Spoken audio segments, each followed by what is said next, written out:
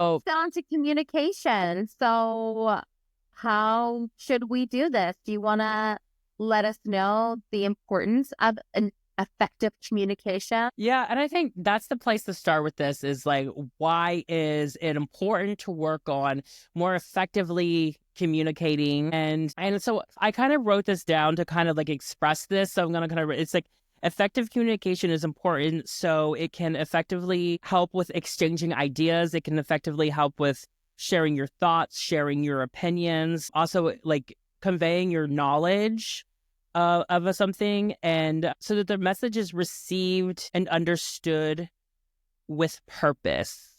With, yes. I think the reason why we wanted to speak about this is because this is something that we have both have had to work on. Just even through doing the podcast, we've learned a lot of things of being like, oh, how can I communicate this better? Because we're speaking for like a full hour. And also too, like running a business, I was like, okay, I need to learn how to communicate with clients better. How can I express this? Now I'm married. I have to deal with a husband. How can I communicate with him so he understands? And I've had to learn myself, like I cannot keep a lot of emotion and have my communication be just like emotion based. Yeah, All of that. But that was why it was like important for me to learn how to communicate more effectively. exactly. And you want to convey it like with clarity and purpose so that you can really get that across in a certain efficient way. Okay. So there's different ways of communication.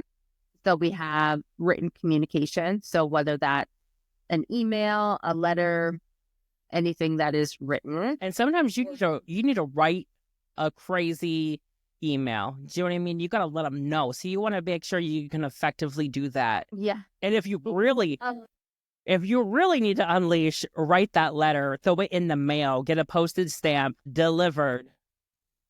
It's honestly, sometimes I feel like a letter is the most effective way to communicate. Yeah. That's just me. Okay. Then there's oral communication. Yeah. You got to talk that across. You got to speak that out. We got to talk about this. And then there's nonverbal and visual communication. And this to me is always almost the most important type of communication for me because understanding body language and expression and facial expressions is also a way like you can help yourself communicate better, but also a way to kind of pick up on how the person is receiving your communication as well as their communication style.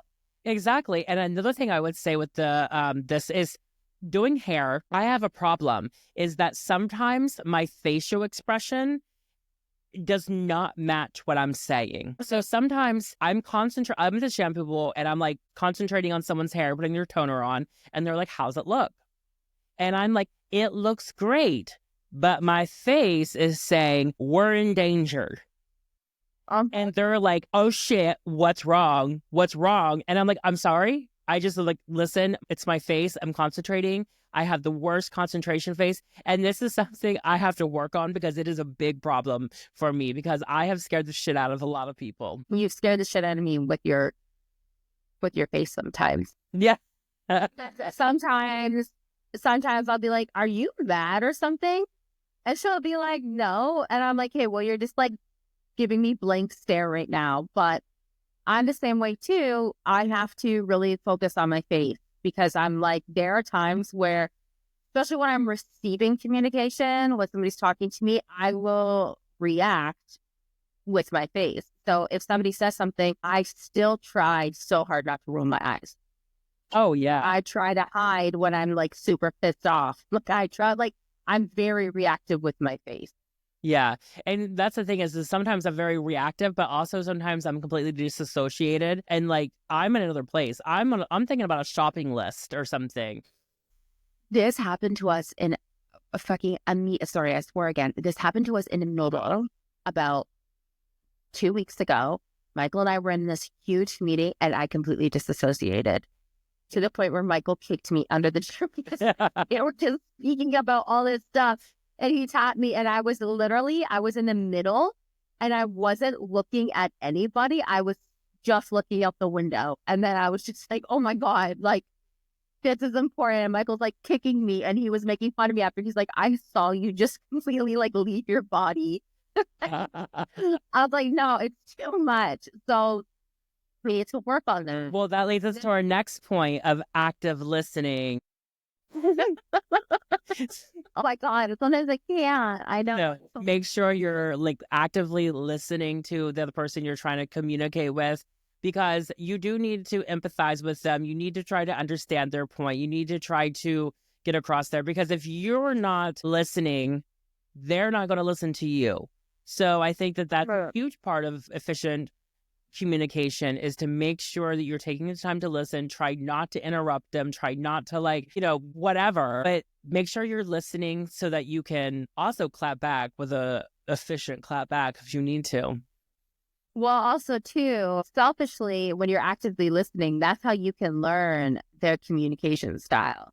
And then that's how you can use that for your own personal gain. But that's the toxic side of me, which we don't need to get into fully. Yeah, but sometimes that's part of communication. Right? Like last resort. Yes, contextual communication.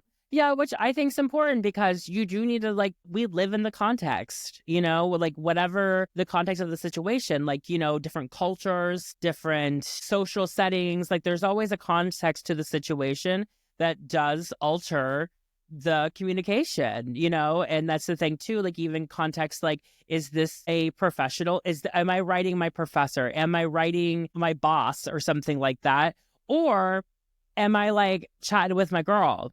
So that is the context of knowing what types of communication to use. And now we have identifying communication styles. So there are 4 main ways of communication styles, but we've also added in some of the most popular ones as well. So it's a full added list here. And this is important for you to identify your own communication style so you can learn about yourself and where you need to grow, where you can excel, and different things that you can do to improve.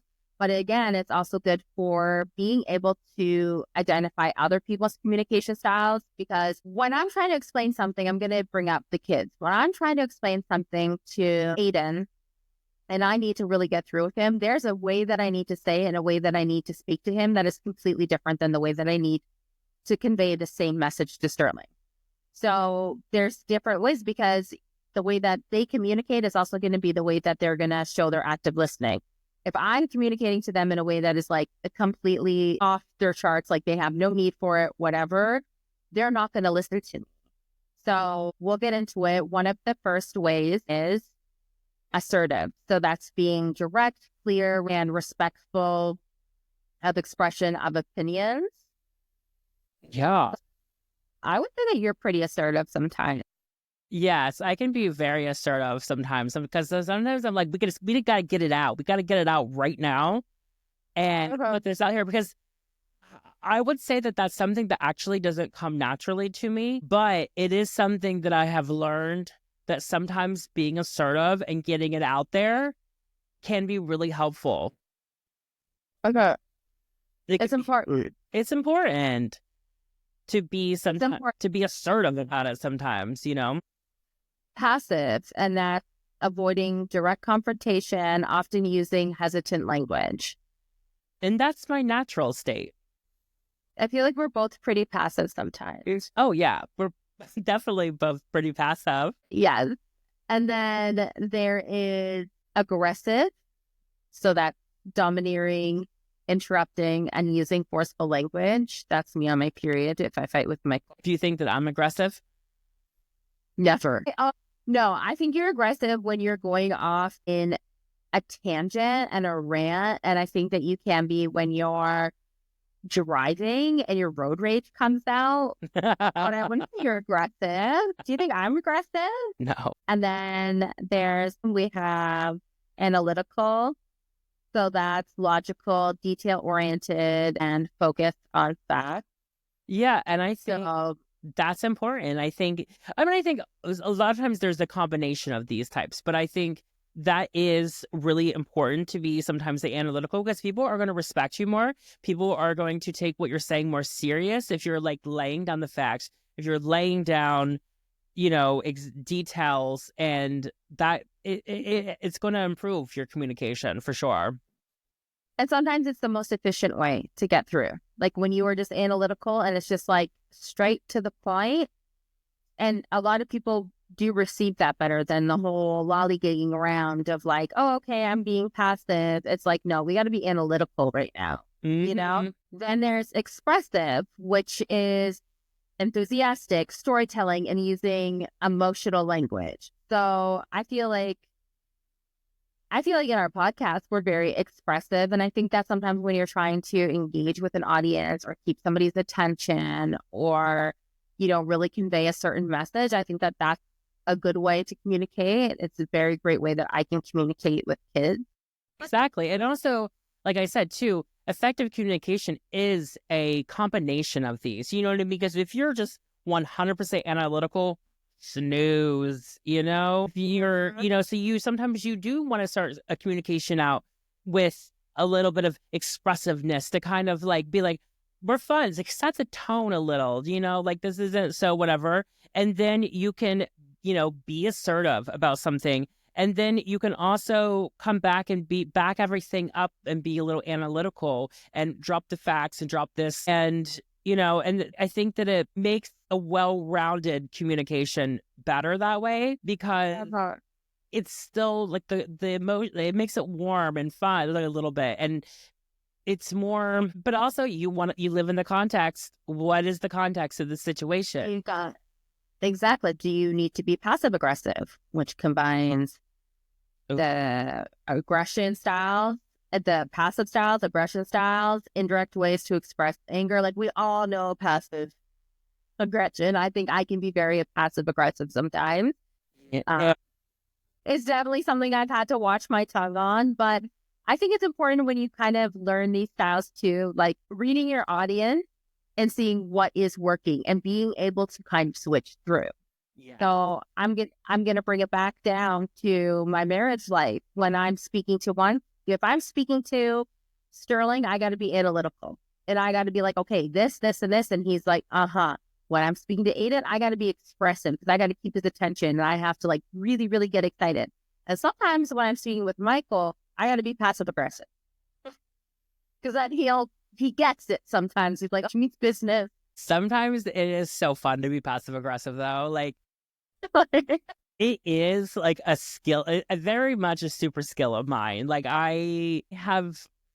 here's the thing is like if there's people that I just like don't like, which is very rare, I can be wildly passive aggressive. And sometimes, it just works. It gets the point across sometimes. It does. It really does. When you have to apologize to someone and you don't want to. Like, okay, I guess I'll just go ahead and get a little traffic and get ran over. Like, so sorry. Now we're going to go into the 7 C's of communication. And this is really helpful to help support your conversation. I think this is also for whether it's written conversation or verbal oral communication, So we have clear, make sure your message is clear and easy to understand and convey your main objective. So let's say you're having a business meeting and there's a point that you really want to get across.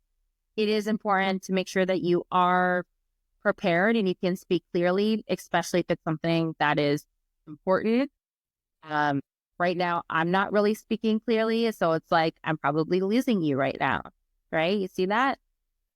Yeah. Well, let's just go ahead and break down the 7 C's and then we'll like talk about them, okay? So the 7 C's are be clear, concise, concrete, correct, coherent, complete, and courteous. Make sure you're courteous. We got to be courteous. Be curious, yes. So obviously clear, you want to speak in a very clear manner, to get it across. And concise, avoid extra language. That's like the unnecessary words. That's my problem a lot of times is I am not like as concise getting things across. But in a way on this podcast, sometimes it makes things a little more relatable, I think sometimes. But also that's a problem for me because I throw a lot of extra words in, but that's the thing too. If you want to get a point across and you want to be taken very serious, be extra clear about the grammar of your writing or the words that you're using. Maybe practice ahead of time so that you can get rid of some words that are going to like dumb down what you're trying to convey. And be concrete, use facts to back everything up, come correct. You know, again, when you're writing a letter or something, you're going to it automatically discredits you if your grammar is wrong and your spelling's wrong.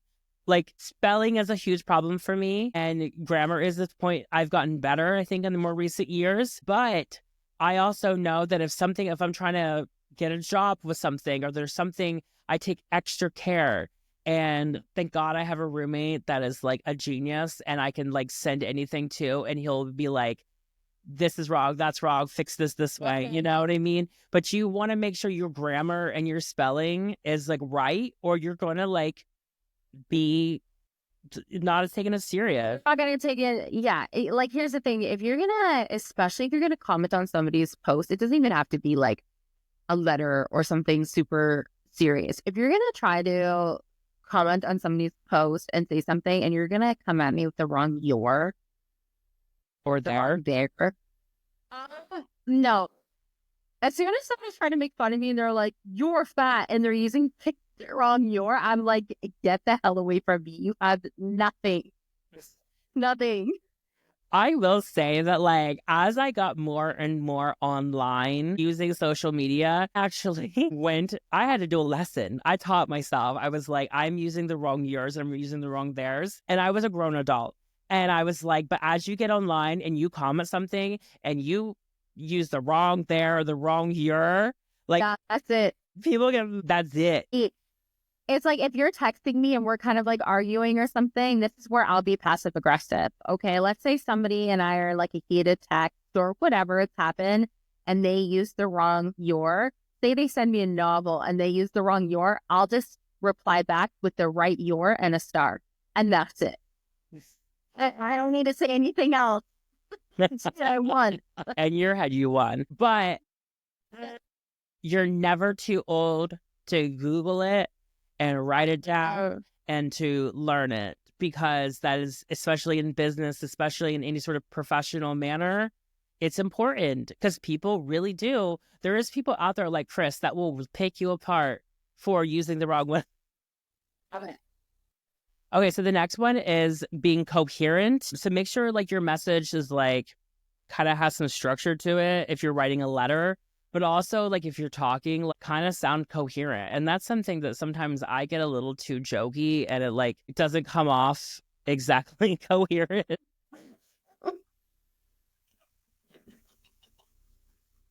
They thought how like this whole time we're like trying to just share knowledge on how to effectively communicate. We're like, this is also, we're like, I suck at this.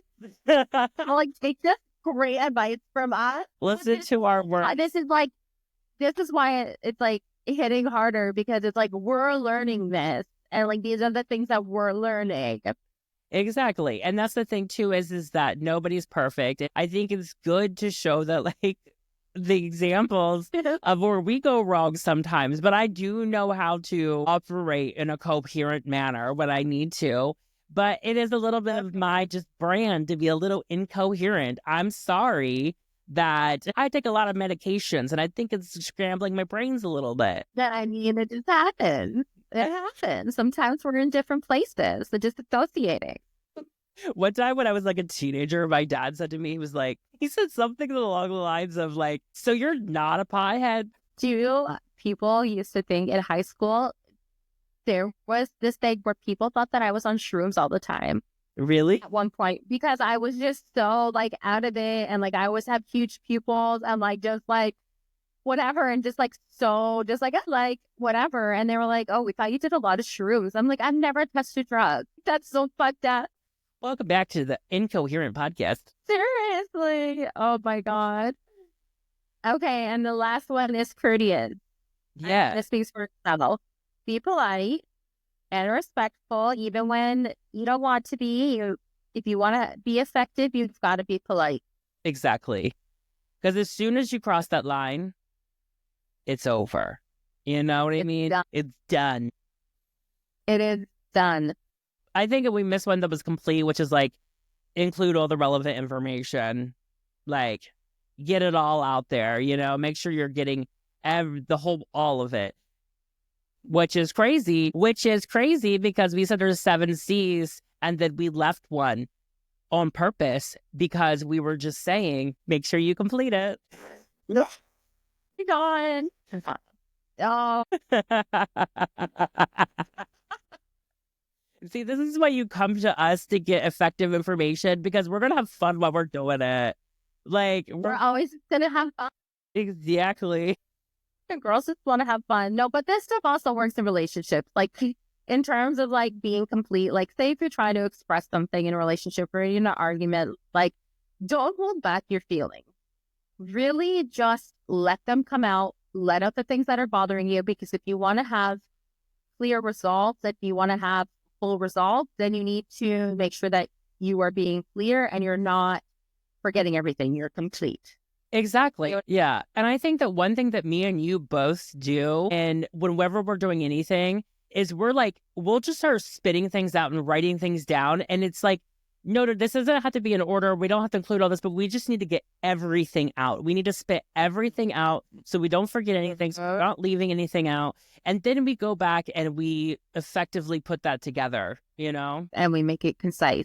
Okay. This is why you tune into the Bloodheads podcast, to get the most complete, coherent information. I do want to add one more thing. I think, though, like, if you are trying to communicate something that's negative, like, if you're trying to, like, tell someone, like, okay, this is bad news, like, you do need to make sure you're being, like, just get it out there, make it clear, make it concise, you know what I mean? Just, like, put it out there, like, this is bad, this sucks, but, like, and then, focus on solutions or whatever.